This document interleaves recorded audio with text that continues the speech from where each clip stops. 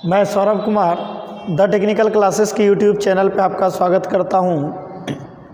आज हम लोग अप्लाइड केमिस्ट्री के यूनिट 4 में जो आपका chemistry of fuel and lubricant है, इसका ऑब्जेक्टिव डील करेंगे। चलिए, हम लोग अप्लाइड केमिस्ट्री में जितने भी यूनिट हैं इसके यूनिट वाइज ऑब्जेक्टिव को डील करेंगे। चलिए, हम लोग यूनिट 4 से स्टार्ट करते हैं। तो जो कि आपका यूनिट 4 का नाम क्या है? Chemistry of fuel and lubricant. चलिए, यहाँ से इस यूनिट का हम लोग आज जितने भी ऑब्जेक्टिव हैं लगभग 50 ऑब्जेक्टिव को डील करेंगे। चलिए स्टार्ट करते हैं। पहला क्वेश्चन कह रहा है कि lubricating is necessary to protect wear and tear caused due to. चलिए, कह रहा है कि लुब्रिकेटिंग जो ज़रूरी होता है, जो रक्षा करता है वियर टीयर से, तो वो क्यों आखिर? तो हम लोग जानते हैं कि जहाँ भी दो मेटिंग पार्ट्स एक दूसरे के कांटेक्ट में आते हैं तो क्या होता है? टीयर वियर इफेक्ट शुरू होता है। तो ये टीयर वियर इफेक्ट शुरू क्यों होता है? तो फ्रिक्शनल फोर्स के कारण। तो देख लीजिए, फ्रिक्शनल फोर्स कौन सा ऑप्शन है? सी नंबर है। तो इसका ऑप्शन कौन सा सही हो जाएगा? C number. क्योंकि हम लोग जानते हैं जब दो मेटिंग पार्ट्स एक दूसरे के कॉन्टैक्ट में आते हैं तो वहाँ पर क्या होता है? फ्रिक्शनल फोर्स डेवलप होता है। और वो दो सरफेस आपस में जब मीट करते हैं वहाँ पे क्या होता है? फ्रिक्शनल फोर्स डेवलप होता है। और वहाँ पे इसी फोर्स के कारण टीयर और वियर इफेक्ट क्रिएट होता है। इसीलिए इसका ऑप्शन कौन सा हो जाएगा? सी नंबर हो जाएगा। चलिए आगे हम लोग दूसरा क्वेश्चन देखते हैं। चलिए, 2 नंबर क्वेश्चन आपको कह रहा है कि lubricant act as a coolant to carry away heat. तो ये बिल्कुल ट्रू बात, सही बात है। तो क्या हो जाएगा? ट्रू हो जाएगा इसका ऑप्शन। कह रहा है कि lubricant act as a coolant to carry away heat. Lubricant coolant के तरह भी काम करता है जो हीट को कैरी करता है। तो बिल्कुल सही बात बोला ये, इसीलिए इसका क्या हो जाएगा? ट्रू हो जाएगा, ए नंबर। चलिए आगे चलते हैं। 3 नंबर। 3 नंबर देखिए क्या कह रहा है। कह रहा है कि select the incorrect statement from the following option. कह रहा है कि निम्न के ऑप्शन में इनकरेक्ट स्टेटमेंट को बताना है आपको। तो देखिए, पहला स्टेटमेंट क्या कह रहा है? कह रहा है कि लुब्रिकेंट कीप आउट डट। सही बात है। लुब्रिकेंट क्या करता है? डट को बाहर भी निकालता है। डट मतलब गंदगी वगैरह जैसे। चलिए आगे देखते हैं हम लोग। दूसरा बात क्या कह रहा है कि लुब्रिकेंट क्या करता है? डट को बाहर निकालता है। ठीक है, ये सही बात है। चलिए आगे देखते हैं दूसरा। Lubricant act as a seal. ये भी सही बात है, या सील के भी तरह काम करता है। थ्योरी में ब्रीफ में बताए थे इसको आपको। चलिए तीसरा बात कह रहा है कि लुब्रिकेंट ट्रांसमिट फ्लूइड पावर। जैसे हाइड्रोलिक वगैरह देखिए, हाइड्रोलिक में क्या होता है कि फ्लूइड क्या करता है कि पावर को ट्रांसमिट करता है। ठीक है, तो ये भी बात सही है। तो दूसरा देखते हैं, मतलब अगला क्या कह रहा है? कह रहा है कि लुब्रिकेंट इनहैंस करोजन। ठीक है, तो लुब्रिकेंट करोजन को बढ़ाता है, ये तो गलत बात। तो कौन सा ऑप्शन हो जाएगा? D number. यह क्या करता है? करोजन का भी प्रिवेंट करता है। लुब्रिकेंट क्या करता है? करोजन को प्रिवेंट करने का काम करता है। ये कह रहा है इनहैंस करता है, बढ़ाता है। ये तो गलत बात हो गई, इसलिए कौन सा ऑप्शन हो जाएगा? डी नंबर हो जाएगा। चलिए आगे हम लोग देखते हैं 4 नंबर क्या कह रहा है। चलिए 4 नंबर क्या कह रहा है देखिए। चलिए 4 नंबर कह रहा है कि the viscosity of petroleum oil for hydraulic lift is. कह रहा है कि जो विस्कोसिटी होता है पेट्रोलियम ऑयल का, वो हाइड्रोलिक लिफ्ट के लिए क्या होना चाहिए? तो देखिए, विस्कोसिटी जितना कम रहेगा उतना फ्लूइड का ज़्यादा प्रेशर होगा। तो विस्कोसिटी क्या होना चाहिए? लो होना चाहिए। तो कौन सा ऑप्शन हो जाएगा? बी नंबर हो जाएगा। कोई दिक्कत? चलिए आगे चलते हैं। 5 number.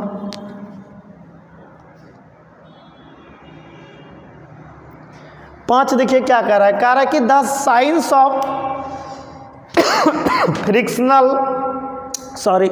The science of friction lubrication and wear is called. ठीक है, तो ध्यान रखिएगा कि फ्रिक्शन या लुब्रिकेशन या वियर का जो साइंस होता है वो ट्रिबोलॉजी कहलाता है। क्या कहलाता है? ट्रिबोलॉजी कहलाता है। तो कौन सा ऑप्शन हो जाएगा इसका? बिल्कुल सी नंबर हो जाएगा। क्या कहलाता है? ट्रिबोलॉजी कहलाता है। किसका साइंस? फ्रिक्शन, लुब्रिकेशन और किसका? वियर का। तो क्या कहलाता है? वो ट्रिबोलॉजी कहलाता है। चलिए आगे चलते हैं हम लोग 6 नंबर।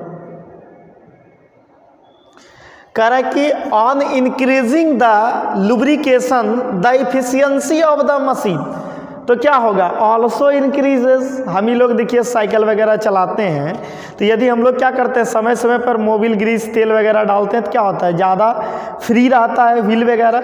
तो यहाँ से भी हम लोग समझ सकते हैं, या नहीं तो ध्यान रखिएगा कि लुब्रिकेशन क्या करता है, मशीन के एफिशिएंसी को इंक्रीज करता है। ये इसको और दूसरी तरह से बाइक वगैरह का आप सर्विसिंग कराते हैं तो क्या होता है, एफिशिएंसी बढ़ जाता है। तो सर्विसिंग कराने जब जाते हैं तो वो क्या करता है, लुब्रिकेशन करता है, जहाँ भी जितने भी उसके पार्ट्स होते हैं उसको क्या करता है, फ्री करता है, और उसमें क्या करता है, लुब्रिकेंट डालता है। तो क्या होता है, माइलेज वगैरह बढ़ जाता है। देखिए एफिशिएंसी क्या हो रहा है, इंक्रीज हो रहा है। तो कौन सा ऑप्शन हो जाएगा इसका, ए नंबर हो जाएगा, कोई दिक्कत। चलिए आगे चलते हैं हम लोग 7 नंबर।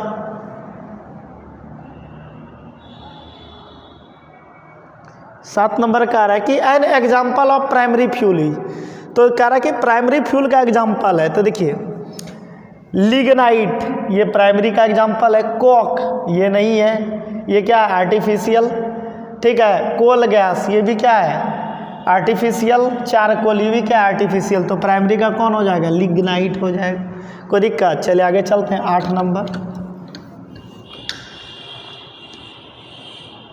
चलिए 8 नंबर कह रहा है कि octane number tells the quality of, जिस समय हम लोग क्वालिटी ऑफ फ्यूल पढ़ा रहे थे तो पेट्रोल और डीजल दोनों के बारे में बताए थे। तो पेट्रोल का जो क्वालिटी बताता है कौन बताता है, ऑक्टेन नंबर, और डीजल का क्वालिटी कौन बताता है, सीटेन नंबर। और दोनों के लिए 2 स्टैंडर्ड क्या लेते थे हम लोग, ऑयल लेते थे, और उससे क्या करते थे हम लोग, इसका क्वालिटी को जज करते थे। तो यहाँ पे कह रहा है कि octane number tells the quality of, तो किसका क्वालिटी टेल करता है, पेट्रोल का। सीटेन रहता है किसका, डीजल का। तो ऑक्टेन पेट्रोल का क्वालिटी बताता है, सीटेन डीजल का। तो 8 का कौन सा ऑप्शन हो जाएगा, बिल्कुल ए नंबर हो जाएगा। चलिए आगे चलते हैं 9 नंबर। देखिए 9 नंबर कह रहा है कि मेन कंस्टिट्यूएंट ऑफ एलपीजी, तो लिक्विड पेट्रोलियम गैस, तो लिक्विड पेट्रोलियम गैस का मेन कंस्टिट्यूएंट क्या होता है, ब्यूटेन होता है। बताए थे आपको मेन कंस्टिट्यूएंट क्या होता है, ब्यूटेन होता है। तो कौन सा ऑप्शन हो जाएगा इसका, बिल्कुल बी नंबर हो जाएगा, कोई दिक्कत। चलिए आगे 10 नंबर देखते हैं।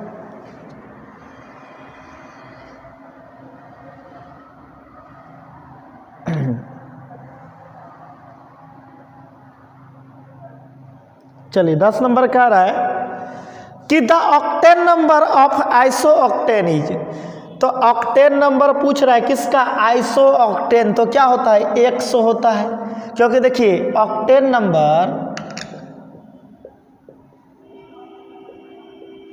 नंबर के लिए हम लोग 2 फ्यूल लेते थे, एक नॉके में, एक जीरो नॉकिंग वाला और एक क्या लेते थे, नॉकिंग वाला। तो जीरो नॉकिंग में कौन होता था, आइसो ऑक्टेन, इसमें क्या होता था, नॉर्मल हेप्टेन,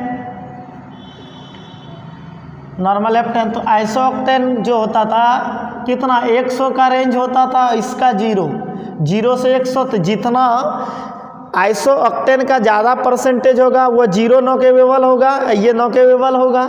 तो ठीक है, तो यहाँ पे कह रहा है कि the octane number of iso octane, तो आइसो ऑक्टेन का ऑक्टेन नंबर कितना, 100, और नॉर्मल हेप्टेन का पूछा जाए तो 0। तो कौन सा ऑप्शन हो जाएगा, ए नंबर हो जाएगा। चलिए सॉरी सी नंबर हो जाएगा, ये सी नंबर है। कौन सा ऑप्शन हो जाएगा, सी नंबर। चलिए आगे चलते हैं 11 नंबर।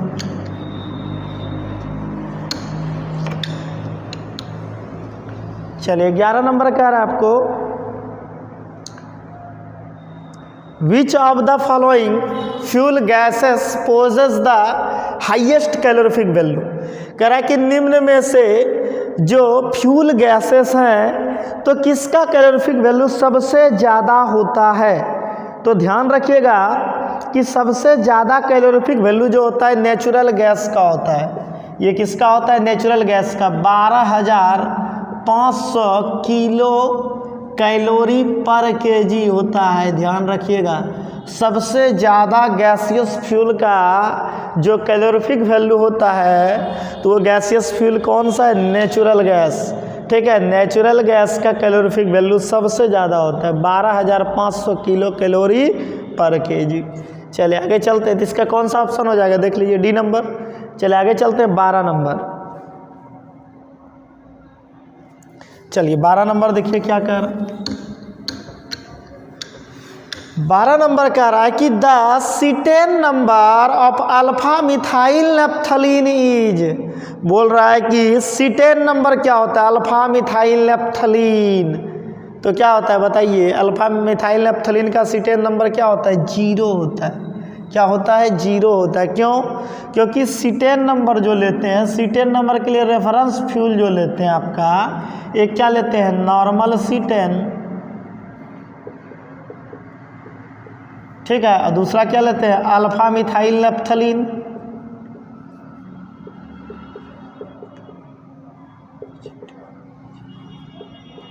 तो देखिए नॉर्मल सीटेन का नंबर कितना हो जाएगा, 100, अल्फा मिथाइल नेप्थलीन का कितना हो जाएगा, 0, ठीक है। तो यहाँ पे देखिए किसका कह रहा है कि the cetane number of alpha methyl naphthalene, तो अल्फा मिथाइल नेप्थलीन के लिए क्या हो जाएगा, 0 हो जाएगा, कोई दिक्कत। चले आगे चलते हम लोग 13 नंबर। अब देखिए नॉर्मल सीटेन को एन हेक्साडेकेन भी कहते हैं, ध्यान रखिएगा, नॉर्मल सीटेन को एन हेक्साडेकेन कहते हैं, एन हेक्साडेकेन कहते हैं। आगे क्वेश्चन आएगा इसलिए हम यहाँ पे बता दिए, ठीक है। नॉर्मल सीटेन को एन हेक्साडेकेन भी कहते हैं, आगे ऑब्जेक्टिव एक क्वेश्चन आएगा वहाँ पे ये ध्यान रहेगा तो बन जाएगा आपसे। नॉर्मल सीटेन को एन हेक्साडेकेन भी कहते थे, थ्योरी पढ़ाए थे वहाँ भी क्लियर कराए थे। चलिए आगे चले हम।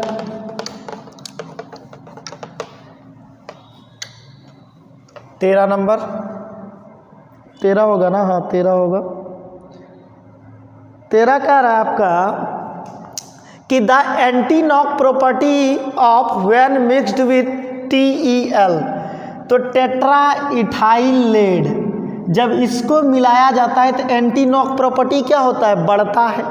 हम बताए थे, ठीक है, गवर्नमेंट भी बैंड की थी, ठीक है। बीच में आप सुने होइएगा कि बहुत ज़्यादा लेड का मात्रा, जब हम लोग फ्यूल का बर्न कराते थे कोई भी हम लोग ऑटोमोबाइल इंजन में, तो ज़्यादा अमाउंट में लेड बाहर निकलता था।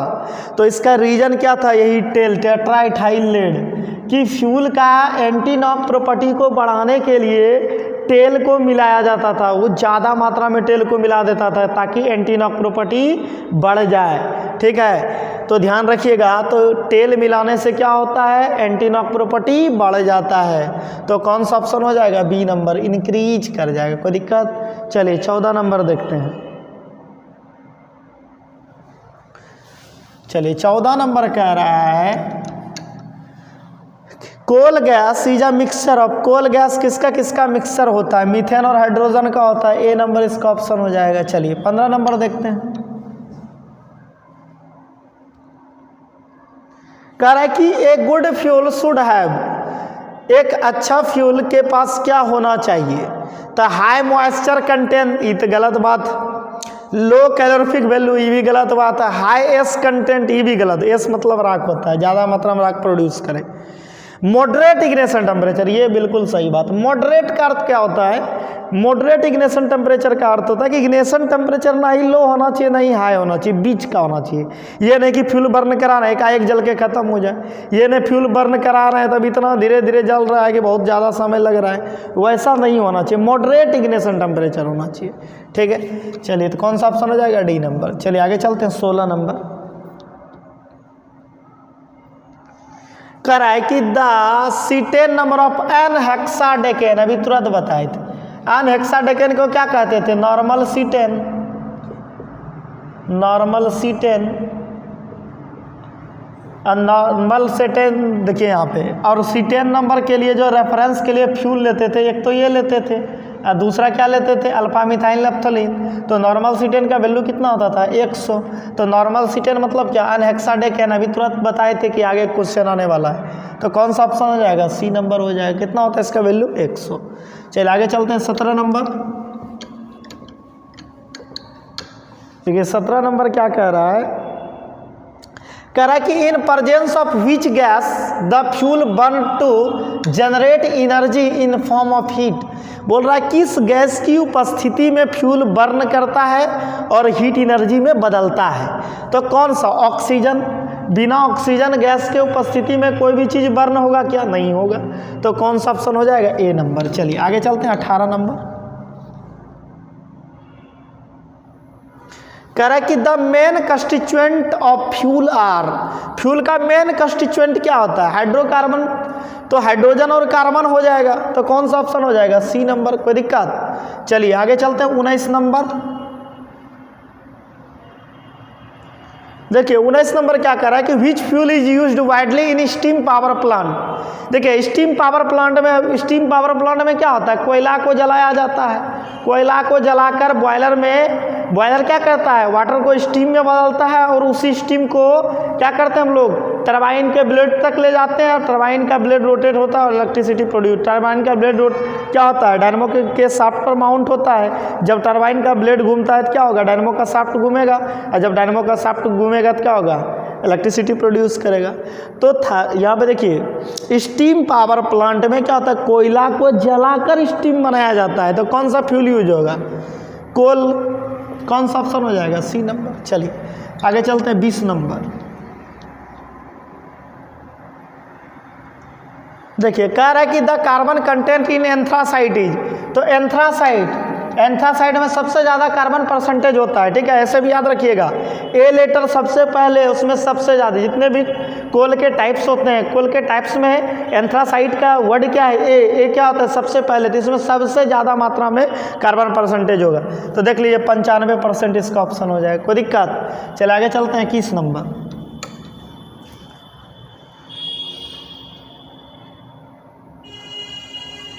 चलिए 21 नंबर कह रहा है कि fuels are classified as primary and secondary based on the.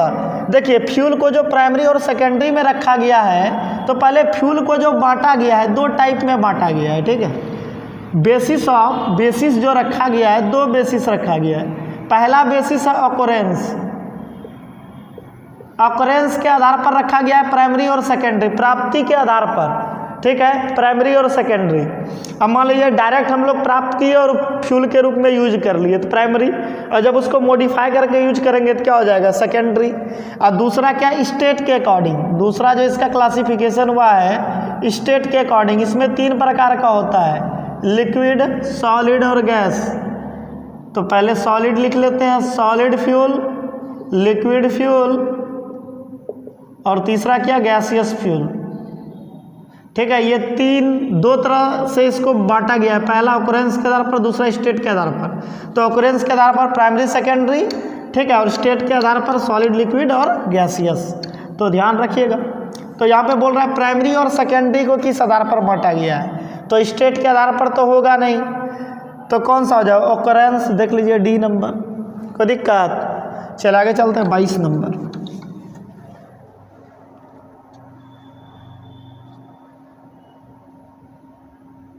कह रहा है कि in a bomb calorimeter the fuel burn at constant. देखिए बॉम्ब कैलोरीमीटर में क्या होता है? कांस्टेंट वॉल्यूम पे फ्यूल को बर्न कराया जाता है। ध्यान रखिएगा। तो इसका ऑप्शन कौन सा हो जाएगा?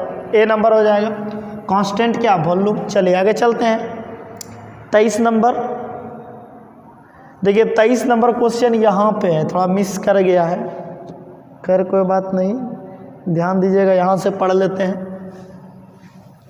यहाँ पे आ गया 23 नंबर। देखिए कह रहा है कि liquid fuel as compare to solid fuel have the calorific value. देखिए लिक्विड फ्यूल में देखिए सबसे ज़्यादा जो कैलोरीफिक वैल्यू होता है, अगर क्रम पूछा जाए, कैलोरीफिक वैल्यू का क्रम पूछा जाए, तो सबसे ज़्यादा होता है गैसियस फ्यूल का, उससे कम होता है लिक्विड फ्यूल का, उससे कम होता है सॉलिड फ्यूल का, सबसे कम होता है सॉलिड फ्यूल का। तो देखिए लिक्विड और सॉलिड में पूछ रहे, लिक्विड का क्या होगा? ज़्यादा होगा। लिक्विड फ्यूल का क्या होगा? Calorific value as compare to solid. Solid के कंपेयर में लिक्विड का क्या होगा? ज़्यादा होगा। तो ए नंबर ऑप्शन हो जाएगा, हाइयर। कोई दिक्कत? चलिए आगे चलते हैं 24 नंबर।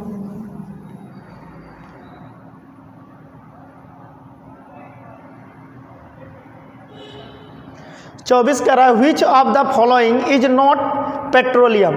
कह रहा है कि निम्न में से कौन पेट्रोलियम नहीं है। तो देखिए पेट्रोल तो जानते हैं हम लोग, पेट्रोल वगैरह क्या है, देखिए क्रूड ऑयल का फ्रिक्शनल डिस्टिलाइजेशन करा के हम लोग ये सब पेट्रोल हो गया, डीजल हो गया, केरोसिन हो गया, लुब्रिकेंट हो गया, मोबिल वगैरह हो गया, गैसोलीन वगैरह हो गया, एलपीजी हो गया, ये सब हम लोग क्या करते हैं, क्रूड ऑयल का फ्रिक्शनल डिस्टिलेशन के थ्रू बाहर निकालते हैं। तो क्रूड ऑयल क्या हो गया, पेट्रोलियम, तो देख लीजिए उससे कौन बाहर नहीं निकलता है, तो पेट्रोल तो वहीं से आता है, लुब्रिकेटिंग ऑयल भी वहीं से आता है, मैथिलेटेड स्प्रिट ये नहीं आता है, केरोसिन भी तो वहीं से आता है, तो कौन सा हो जाएगा, सी नंबर हो जाएगा। कोई दिक्कत, चलिए आगे चलते हैं 25 नंबर।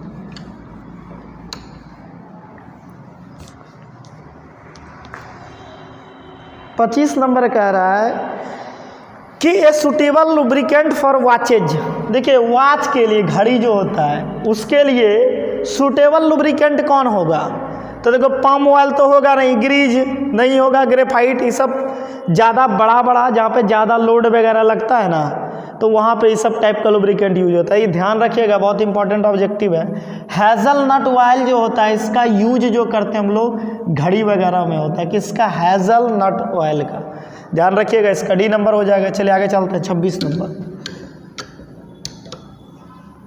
26 नंबर कह रहा है आपको a good lubricant should possess, a good lubricant should possess, एक अच्छा लुब्रिकेंट क्या पोजेज करता है, तो देखिए एक नंबर कह रहा है कि low fire point, high viscosity index, low viscosity index, none of these, तो इसका ऑप्शन कौन सा हो जाएगा, हाई विस्कोसिटी इंडेक्स, ठीक है, जिसका जो फिर से यहाँ पे सुन लीजिए, जो लुब्रिकेंट का विस्कोसिटी इंडेक्स ज़्यादा होगा वो अच्छा लुब्रिकेंट माना जाएगा, ध्यान रखिएगा, ध्यान रखना है यहाँ पे, ठीक है, जिसका विस्कोसिटी इंडेक्स, वैसे कह सकते हैं यहाँ पे, वैसे लुब्रिकेंट जिसका विस्कोसिटी इंडेक्स क्या होता है, ज़्यादा होता है, वो अच्छा लुब्रिकेंट माना जाता है, तो ध्यान रखिएगा कौन सा ऑप्शन हो जाएगा, बी नंबर। चलिए आगे चलते हैं हम लोग 27 नंबर।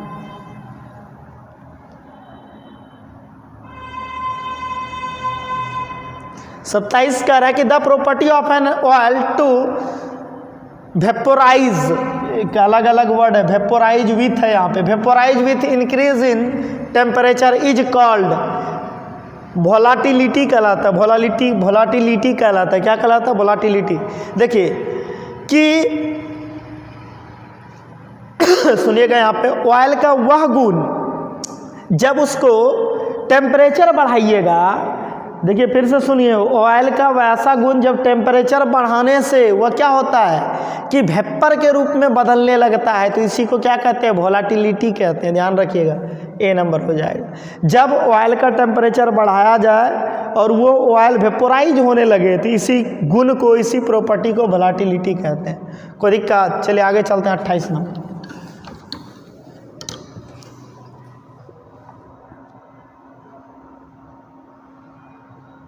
देखिए 28 कह रहा है कि the property of a liquid by virtue of which it oppose relative motion between its own layer is called, तो ये विस्कोसिटी का डिफिनेशन होता है कि जब एक लेयर दूसरे लेयर का अपोज करता है, ठीक है, तो इसी को क्या कहते हैं, विस्कोसिटी कहते हैं। जब लेयर बाय लेयर मोशन में रहता है, एक लेयर दूसरे लेयर का क्या करेगा, अपोज करता है एक दूसरे का, ये इधर जाना चाहेगा, ये क्या करेगा, अपोज करेगा, तो इसी प्रॉपर्टी को ना विस्कोसिटी, इसी गुण को क्या कहते थे, विस्कोसिटी। कोई दिक्कत, तो कौन सा ऑप्शन हो जाएगा, सी नंबर हो जाएगा। कोई दिक्कत, सॉरी 28 नंबर चल रहे थे, 28 का यहाँ पे देख लीजिए डी नंबर होगा। 28 नंबर पढ़ रहे हैं, देख लीजिए, the property of a liquid by virtue of which it oppose relative motion between its own layer, ठीक है, कि इट्स कॉल्ड क्या, विस्कोसिटी, कौन सा हो जाएगा, डी नंबर। चलिए आगे चलते हैं 29 नंबर।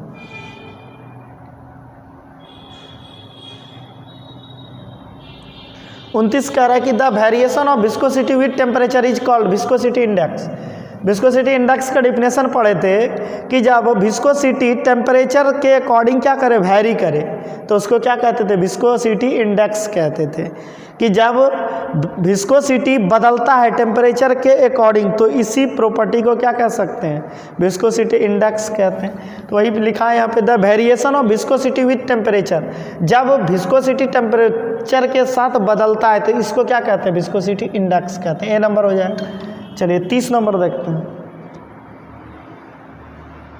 30 नंबर कह रहा है कि machine working under high temperature and low the best lubricant तो देखिए कि जब कोई मशीन बहुत ज़्यादा टेम्परेचर और बहुत ज़्यादा लोड के अंदर रहता है तो वहाँ हम लोग क्या करते हैं, सॉलिड लुब्रिकेंट का यूज करते हैं। और इसका सबसे अच्छा एग्जांपल क्या होता है, ग्रेफाइट।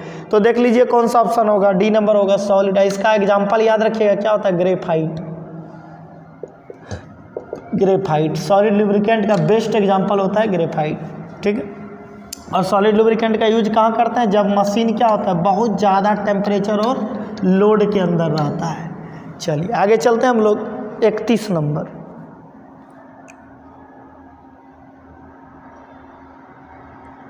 देखिए 31 नंबर क्या कह रहा है कि which type of lubricants are used in vehicles. बोल रहा है कि व्हीकल्स मतलब ऑटोमोबाइल, गाड़ी घोड़ा कुछ भी कहिए, कि उसमें कौन कौन से लुब्रिकेंट का यूज किया जाता है। देखिए सेमी सॉलिड मतलब ग्रीस, सेमी सॉलिड मतलब क्या, ग्रीस, इसका तो यूज होता ही है, ग्रीज होता है इसे इंग्लिश में, ठीक है। सेमी सॉलिड का सबसे अच्छा एग्जांपल क्या है, ग्रीस है। ये तो गाड़ी सब में देखबे करते हैं, होता ही है व्हीकल में। सॉलिड मतलब ग्रेफाइट वगैरह, ये भी होता है।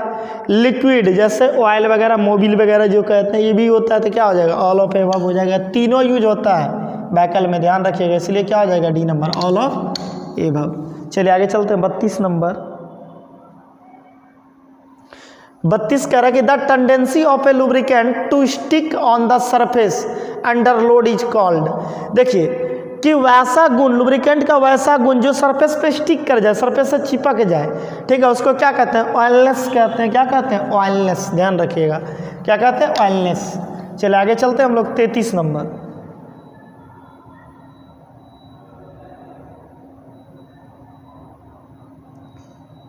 तैतीस नंबर देखिए क्या कह रहा है, कि कह रहा है कि द टेम्परेचर, इसका ऑप्शन थोड़ा सा कट गया है तो हम पढ़ देंगे एक बार, ऐसे समझ में आ जाएगा। The temperature at which oil ceases to flow is called, ठीक है, कि जब ऑयल क्या करता है, फ्लो, केजेज टू फ्लो, ठीक है, टेम्परेचर जब हम लोग क्या करते हैं, ऑयल का टेम्परेचर बढ़ाते हैं तो वह क्या करता है, केजेज टू फ्लो। तो जिस टेम्परेचर पे वह बहना चाहता है उसको क्या कहते हैं हम लोग, पोर पॉइंट कहते थे। लिखाए भी थे pour point, fire point, cloud point, तो ये सब पढ़ाए थे आपको। तो वहाँ पोर पॉइंट में लिखाए भी थे, यही वर्ड लिखाए थे कि जब टेम्परेचर के साथ ऑयल क्या करता है, केजेज टू फ्लो, तो उसी को क्या कहते हैं हम लोग, पोर पॉइंट कहते हैं। क्या कहते हैं उसको, पोर पॉइंट। कोई दिक्कत। चल आगे चलते हैं हम लोग 34 नंबर।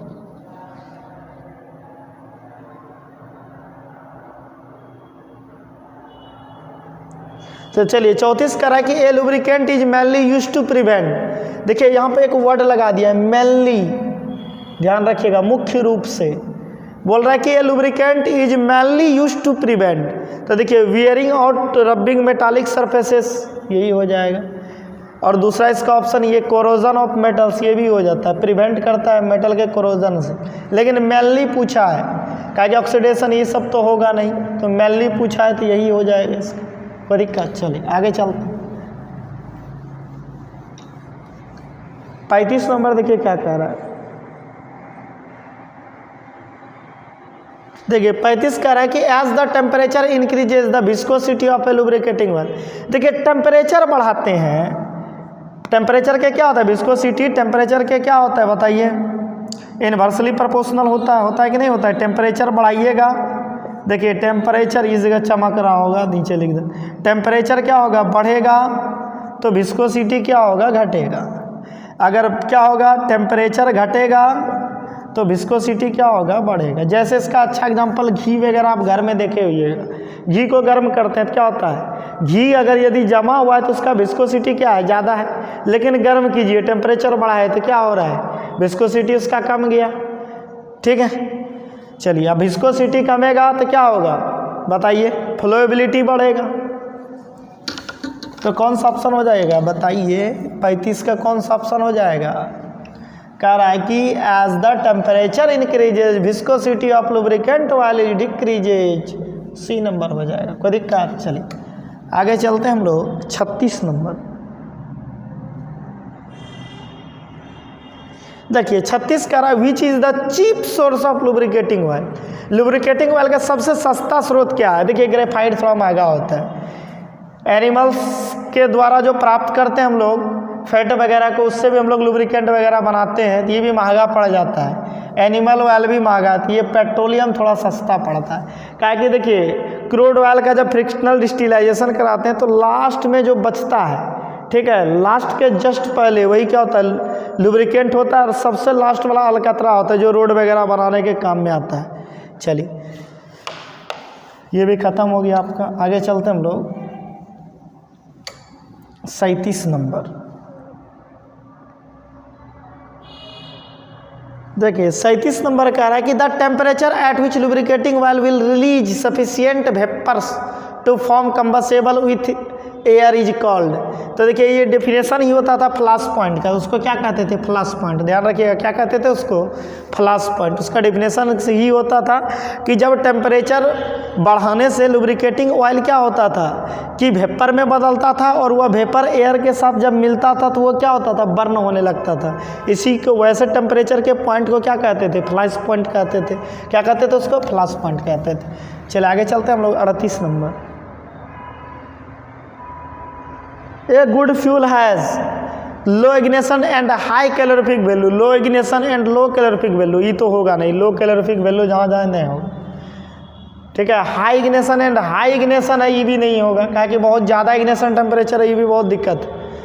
तो मॉडरेट होना चाहिए या लो होना चाहिए, और कैलोरीफिक वैल्यू हाई होना चाहिए। देख लीजिए low ignition and high calorific value, इसका ए नंबर हो जाएगा। 38 का क्या हो जाएगा, क्या देखिए इग्निशन टेम्परेचर जब भी होना चाहिए लो या मॉडरेट, तो मॉडरेट तो कहीं दिख नहीं रहा है, नहीं दिख रहा है तो लो, ऑलवेज लो ही होगा। तब सब में देखिए यहाँ भी हाई है, यहाँ भी हाई है, तो लो इसी में दिख रहा है, तो यही ऑप्शन हो जाएगा। कोई दिक्कत। चलिए कैलोरीफिक वैल्यू तो हाई चाहिए ही हम लोग को, कि जितना ज़्यादा कैलोरीफिक वैल्यू होगा फ्यूल का उतना अच्छा फ्यूल माना जाएगा। कोई दिक्कत। चले 39 नंबर चलते। कह रहा है emulsification is the property of oil to get. Emulsification is the property of oil to get completely mixed with. देखिए जब ऑयल जो है वाटर के साथ कंप्लीटली मिक्स होता है तो वैसे प्रॉपर्टी को इमल्सिफिकेशन कहते हैं। इमल्सिफिकेशन क्या कहते हैं, इमल्सिफिकेशन। ध्यान रखिएगा। तो किसके साथ जब कंप्लीटली मिलता है, वाटर के साथ। जब ऑयल वाटर के साथ कंप्लीटली मिल जाता है तो ऐसे प्रॉपर्टी को क्या कहते हैं, बताइए, इमल्सिफिकेशन कहते हैं। ध्यान रखिएगा, डी नंबर हो जाएगा। चलिए आगे चलते हैं 40 नंबर। देखिए 40 कह रहा है कि lubricant used in machine working at low temperature should possess. Low temperature machine है जो लो टेम्परेचर में है, तो लो पोर पॉइंट चाहिए, तो कौन सा ऑप्शन हो जाएगा, बी नंबर। तो उस केस में जो लुब्रिकेटिंग ऑयल है उसका क्या चाहिए, लो पोर पॉइंट वाला हमको चाहिए, क्योंकि मशीन जो है ना लो टेम्परेचर पे वर्क कर रहा है। कोई दिक्कत। चलिए इसीलिए लो पोर पॉइंट चाहिए। हाई टेम्परेचर पे करेगा तो हाई पोर पॉइंट चाहिए। चलिए आगे चलते हैं हम लोग 41 नंबर। कह रहा है कि machine working under high temperature and load are best lubricant by solid lubricant. इसका भी ऑप्शन कौन सा हो जाएगा, ए नंबर, सॉलिड लुब्रिकेंट। कोई दिक्कत, क्योंकि सॉलिड लुब्रिकेंट का सबसे अच्छा एग्जांपल ग्रेफाइट, और इसका यूज करते हैं जब मशीन बहुत ज़्यादा टेम्परेचर और बहुत ज़्यादा लोड के अंदर रहता है। तो इसका भी ऑप्शन क्या हो जाएगा, ए नंबर। चलिए 42 नंबर चलता है। 42 नंबर कह रहा है कि viscosity index can be defined as, तो LU बाय LH गुना 100 फार्मूला लिखाए थे आपको बेसिक क्लास में, L minus U upon L minus H into 100। इस पर न्यूमेरिकल भी कराए थे, तो यही फार्मूला होता है। देख लीजिए कौन सा ऑप्शन, ए नंबर हो जाए। कोई दिक्कत। चलिए आगे चलते हैं हम लोग 43 नंबर। ग्रेफाइट इज अभी तुरंत बोले थे सॉलिड लुब्रिकेंट का एग्जाम्पल। चलिए ख़त्म होता है 43 नंबर। 44 नंबर देखते हैं। 44 नंबर कह रहा है length of hydrocarbon chain in petroleum oil varies between.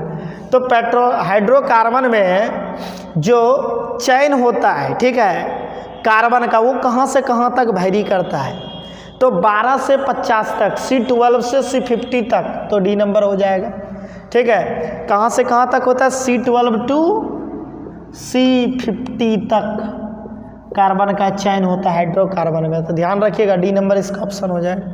चलिए आगे चलते हैं 45 नंबर।